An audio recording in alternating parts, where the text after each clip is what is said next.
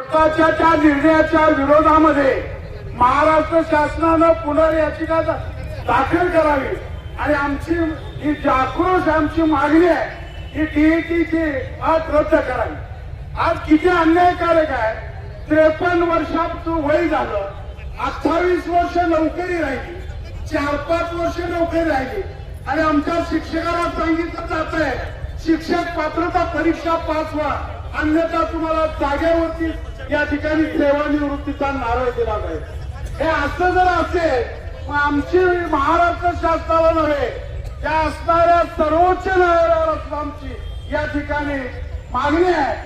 जर तुम्ही आमच्या सारख्याला म्हातार वयामध्ये जर टीईटी पास करायला लावत असाल पुनर्लक्षी प्रभावानं आम्ही ज्या वेळेला आमच्या शिक्षकाच्या मान्यता झाल्या त्यावेळेला आम्ही तुमच्या असणाऱ्या परीक्षा दिल्या. आम्ही MA झालो, BA झालो,